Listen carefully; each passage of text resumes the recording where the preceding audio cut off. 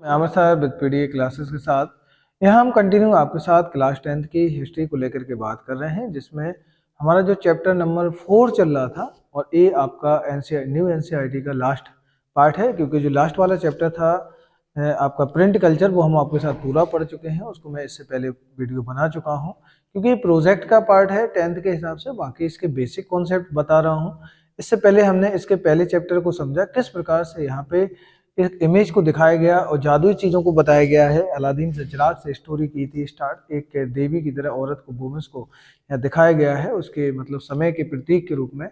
और फिर हमने देखा था कि एक मॉडर्न टेक्नोलॉजी है, उससे रेलवे बना ली गई है, पुल बना लिया गया, ये सारी चीज़ों की हमने आपके साथ बात कर ली थी। अब हम उसी चैप्टर को आगे बढ़ाते हुए उसी पार्ट को 1.1 और यहाँ पढ़ेंगे। अभी हमने कारखानों मतलब जो हमारी जो चीज़ें थी, जो बेसिक थी, उनकी बात हमने ये कर ली थी आपके साथ कि वो उन चीज़ों का डेवलपमेंट कैसे हुआ और गांव शहर कैसे एक साथ हो गए, इन टॉपिक की हमने बात की थी। अब हम पढ़ेंगे कि मतलब कि इंडस्ट्रियलाइजेशन में जो कारखाने थे, जो इंडस्ट्री थी, उनका ओरिजिन कैसे हुआ और वो कैसे इंट्रोड्यूस हुए। बात करते हैं।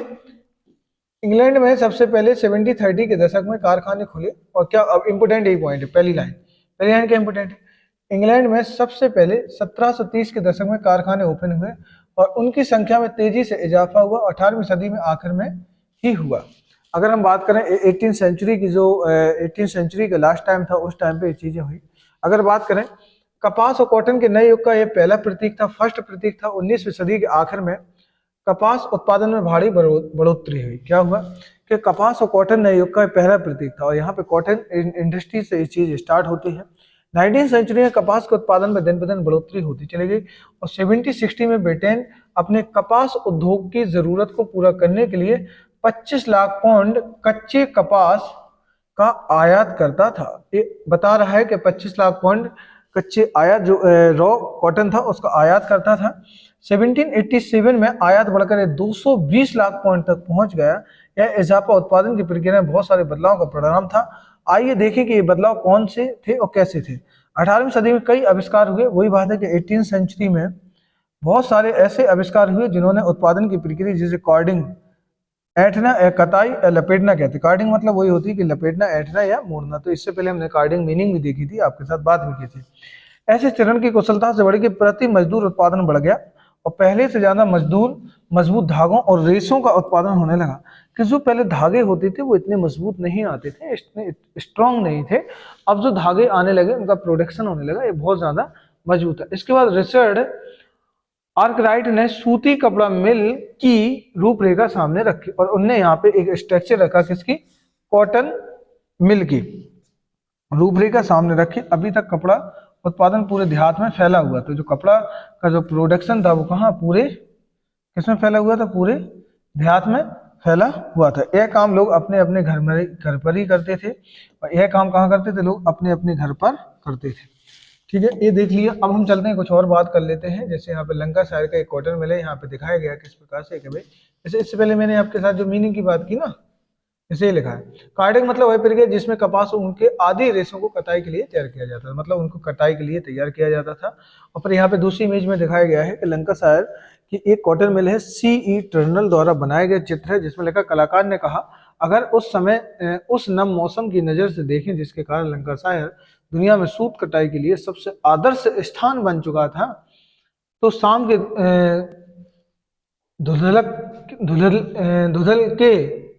धुंधलके में दमकता कॉटन मिल सबसे शानदार नजारा दिखाई देता है।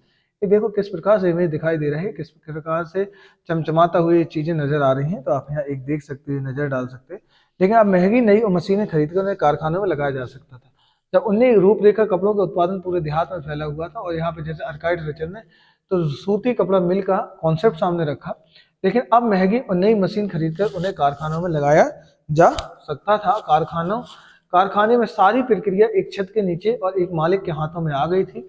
इसके चलते उत्पादन प्रक्रिया पर निगरानी, गुणवत्ता का ध्यान रखना और मजदूरों पर नजर रखना संभव हो गया था। यही हुआ कि यहाँ पे इनकी क्वालिटी पे देख सकते थे और मजदूर पे भी नजर रख सकते थे। जब तक उत्पादन गांव में हो रहा था तब तक ये सारे काम संभव नहीं थे। वही बात थी कि जब तक ये प्रोसेस गांव में हो रहा था तब तक उन पर नजर नहीं रखी गई, उन्हें ये चीजें इतना ज्यादा हो सकता था कि उन पर नजर रखा जा सकता हो। तो वही चीज थी। हुआ क्या, पर 19 सेंचुरी की अगर बात करें, 19 सेंचुरी में आते आते कारखाने इंग्लैंड के भूदृश्य का अभिन्न अंग बन गए, और एक नए कारखाने इतना विशाल और नई औद्योगिक प्रौद्योगिकी की ताकत इतनी ज्यादा दिखाई देती थी कि उस समय के लोगों की आंखें जो थी वो चौंधिया जाती थी। लोगों को ध्यान कारखानों पर टिका रहता था और वे इस बात को मानो भूल ही जाते थे कि उनकी आंखों को ओझल गलियों और वर्कशॉप में भी अभी भी उत्पादन चालू है।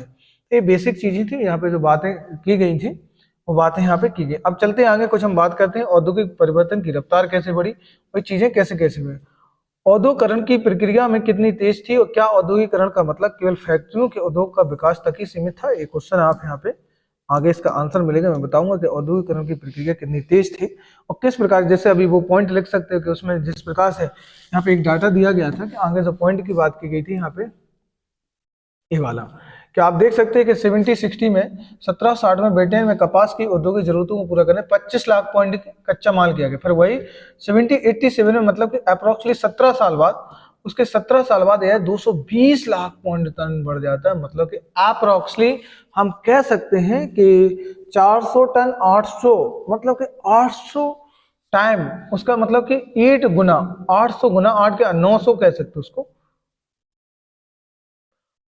एक सेकेंड, 800 नहीं, यहाँ पे 9, उसको 9 गुना बोल सकते हैं कि 9 गुना उसका ज्यादा व्यापार बढ़ गया, 9 टाइम्स। ठीक है, ये बेसिक चीजें यहाँ पे एक इमेज दिखाई गई, ये देखो औद्योगिक मैनचेस्टर। हाँ, ये मैनचेस्टर वो शहर है जहाँ पे सबसे पहले कॉटन इंडस्ट्री लगाई गई है। औद्योगिक मैनचेस्टर एम जैक्सन का चित्र है। द इलिस्ट्रेट लंदन न्यूज 1857 धुआं छोड़ती चिमनियां औद्योगिक इलाकों की पहचान बन गई थी। ठीक है, ये बेसिक चीजें हैं और यहाँ हम देख आराम से समझ सकते हैं। ठीक है,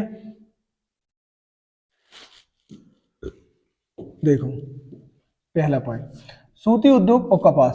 तो कॉटन जो इंडस्ट्री थी और कपास की बात करें तो उद्योग ब्रिटेन के सबसे फलते फूलते जो ये चीजें थी, सबसे फलते फूलते उद्योग में थे। तेजी से बढ़ता हुआ कपास उद्योग 80-40 के दशक में औद्योगिक के पहले चरण में सबसे बड़ा उद्योग बन चुका था। और ये वही टाइम था कि हुआ क्या कि यहाँ पे जो कॉटन इंडस्ट्री थी वो 80-40 के दशक में जो औद्योगिकरण का, इंडस्ट्रियलाइजेशन का था, सबसे पहले चरण में 80-40 के दशक में आते सबसे बड़ा शहर बन चुका था, जिसमें कि इसके बाद लोहा और स्टील उद्योग आगे निकल गए। ठीक है, हुआ क्या, इसके बाद लोहा और स्टील उद्योग आगे निकल गए, मतलब सबसे ज्यादा कॉटन इंडस्ट्री आगे बढ़ी, फिर उसके बाद लोहा और स्टील। तो 80-60 के दशक आते आते तक उसकी उपनिवेश जैसे कि रेलवे का विस्तार होने लगा था।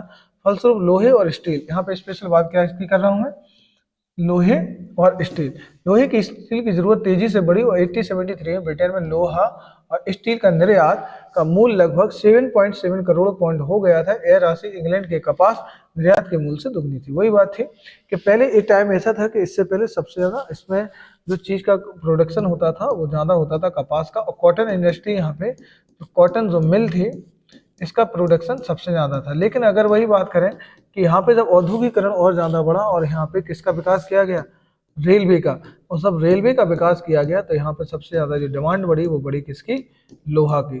तो लोहा की स्पीड सबसे ज्यादा बढ़ी और किसकी बढ़ी है, स्टील। तो लोहा और स्टील की ये चीजें बढ़ती चली गई और इतनी ज्यादा बढ़ गई कि इसकी कंडीशन आप यहाँ पे देख सकते हो कि सच में क्या हो रहा था। तो पहला पॉइंट देखिए, अब आता है दूसरा, नए उद्योग। परंपरागत उद्योग इतनी आसानी से हाशिए पर नहीं ढकेल सकते थे कि 19वीं सदी के आखिर में तकनीक के रूप में विकसित औद्योगिक क्षेत्र में काम करने वाले मजदूरों की संख्या कुल मजदूर में 20 कितनी थी, जो यहाँ पे काम करने वाले मजदूरों की संख्या थी वो 20% से ज्यादा नहीं थी। क्या नहीं थी, 20% से ज्यादा नहीं थी। और कपड़ा उद्योग एक गतिशील, जो बात करें कि प्रतिशत से ज्यादा नहीं थी, कपड़ा उद्योग एक गतिशील उद्योग भी था, लेकिन इसके उत्पादन का बड़ा हिस्सा कारखानों में नहीं बल्कि घरेलू इकाइयों में होता था। अब तीसरा पॉइंट देखो, ये तीसरा पॉइंट आएगा, यद्यपि परंपरागत उद्योग के परिवर्तन की गति भाप से चलने वाले, अब भाप से चलने वाले स्टीम इंजन आ गए, क्या भाप से चलने वाले जो सूती और धातु उद्योग तय नहीं हो रही थी, लेकिन परंपरागत उद्योग पूरी तरह से ठहराव की अवस्था में भी नहीं थे। खाद्य प्रसंस्करण, जिसमें कि देखेंगे फूड प्रोसेसिंग थी, उनके निर्माण थी, पोल्ट्री फार्म वगैरह थे, कांच के काम होते थे, चर्म शोधन है, फर्नीचर है, औजार है, उत्पादन जैसे बहुत सारे गैर मशीनी क्षेत्र में तरक्की हो रही थी। यह मुख्य रूप से साधारण और छोटे और आविष्कारों का ही परिणाम थी। अगर चौथे की बात करें हम, फोर्थ नंबर पे, प्रौद्योगिकी के बदलाव की गति से धीमी थी, अगर जो जिस प्रकार से टेक्नोलॉजी थी उसके हिसाब से धीमी थी। औद्योगिक भूदृश्य पर अगर देखें कि बदलाव नाटकीय तेजी से नहीं फैले। नई तकनीक महंगी थी, क्योंकि न्यू टेक्नोलॉजी सच में बहुत ज्यादा महंगी थी। ये देखो एक इंडस्ट्री दिखाई गई, इसके हम बाद में बात करेंगे कि बहुत महंगी थी, जिसमें सौदागर और व्यापारी उनके इस्तेमाल के सवाल पर फूंक फूंक कर कदम बढ़ाते थे।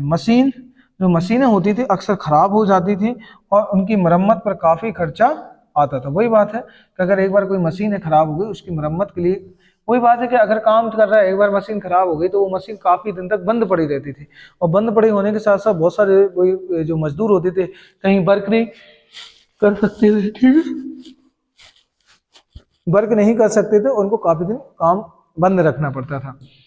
वे उतनी अच्छी भी नहीं थी, जो चीजें हैं वो उतनी अच्छी भी नहीं थी जितना कि उनके आविष्कारों निर्माताओं का दावा था। इसमें एक इमेज है, देखो इंग्लैंड में एक रेलवे कारखाना है, यहाँ पे दिखाया गया है रेलवे कारखाना है, जो फिटिंग शॉप दी इलिस्ट्रेट लंदन में लिखी। इस फिटिंग शॉप में नए लोकोमोटिव इंजन बनाए जाते थे और यह पुरानी की मरम्मत की जाती थी। वही है कि यहाँ पे ये आपको जिस प्रकार से पूरे कारखाना दिखाई दे रहा है कि जो नए इंजन थे उनको बनाया जाता था और पुराने की यहाँ मरम्मत की जाती है। ये बेसिक चीजें हैं, यहाँ देख सकते हैं हम आगे इस बात को, आगे चलते हैं। इस बात को समझने के लिए अब हम बात करते हैं, इस बात को समझने के लिए आइए भाप के इंजन का उदाहरण लेते हैं, जैसे कि जेम्स वाट। भाप का इंजन किसने बनाया था? जेम्स वाट के द्वारा। जेम्स वाट ने निकोन द्वारा बनाए गए भाप के इंजन को सुधार किए गए 1871 में नए इंजन को पेटेंट करा लिया था। क्या करा लिया था? नए इंजन का 1871 में नए इंजन की पेटेंट करा लिया। तो इस मॉडल का उत्पादन उनके दोस्त उद्योगपति मैथ्यू बुल्टन ने किया, और पर सालों पर कोई खरीदार नहीं मिला, और 19वीं सदी की शुरुआत तक आते पूरे इंग्लैंड में भाप सिर्फ 321 इंजन थे। इनमें से 80 इंजन सूती उद्योगों में, 9 ऊन उद्योगों में, बाकी खनन में और नहर निर्माण में और लोह कार्यों में इस्तेमाल हो रहे थे। किसी उद्योग में भाप के इंजनों का इस्तेमाल काफी समय बाद तक भी नहीं हुआ, यानी कि मजदूरों के उत्पादन क्षमता को कई गुना बढ़ाने की संभावना वाली सबसे शक्तिशाली जो प्रौद्योगिकी को अपनाने में उद्योगपति बहुत हिचकिचा रहे थे। वही बात थी कि सबसे शक्तिशाली प्रौद्योगिकी को अपनाने में भी उद्योगपति हिचकिचा रहे थे। अभी टेक्नोलॉजी तो मार्केट में आई थी, इंजन भी आए थे मार्केट में, लेकिन वही बात थी कि मजदूरों के उत्पादन क्षमता को कई गुना बढ़ाने की संभावना वाली जो टेक्नोलॉजी थी, इनको लगता था कि जो टेक्नोलॉजी का यूज किया जाए कि ठीक है अभी मजदूरों से ज्यादा काम करेगी। इस प्रकार से देखिए मशीन लिखी है कि किस तरह से भाप की ताकत के चलने वाले विशालकाय पहिए के साथ सैकड़ों तकलियों को घुमाने लगते थे। वही बात है कि यहाँ पे कितनी सारी तकलियां लगी हैं, जैसे वहां पे हाथ से एक टाइम में एक ही तकली बनाई जाती थी और जो सूत काटने का काम करती थी, लेकिन यहाँ पे देखो कितनी सारी। लेकिन यहाँ पे वही बात है कि अगर कोई इस वाले पार्ट में या इस वाले पार्ट में कहीं भी कुछ खराबी हो जाती थी तो पूरा का पूरा इंडस्ट्री, पूरा का पूरा जितना वर्कर थे वो सब यहाँ बंद पड़ जाते थे। और कंडीशन यही होती थी कि सारा काम ठप पड़ जाता था और पता नहीं इसकी मरम्मत मशीन की कब तक होगी, कैसा क्या होगा। आइए अब हम देखते हैं, इस बात को मानने लगे कि 19वीं सदी के मध्य का औसत मजदूर मशीनों पर काम करने वाला नहीं बल्कि परंपरागत कारीगर और मजदूर ही होता था। अब हम ये नहीं कह सकते कि ये जो टाइम आया था कि इस टाइम पे ये कुछ हो गया था ऐसा, ये चीजें बेसिक। चलो ठीक है, तो ये हमने देखा आपके साथ फर्स्ट सेक्शन कंप्लीट। अब सेकंड सेक्शन देखें, हाथ का श्रम और भाप शक्ति। अब देखेंगे किस प्रकार से ये चीजें आई, उनको अच्छे से समझेंगे।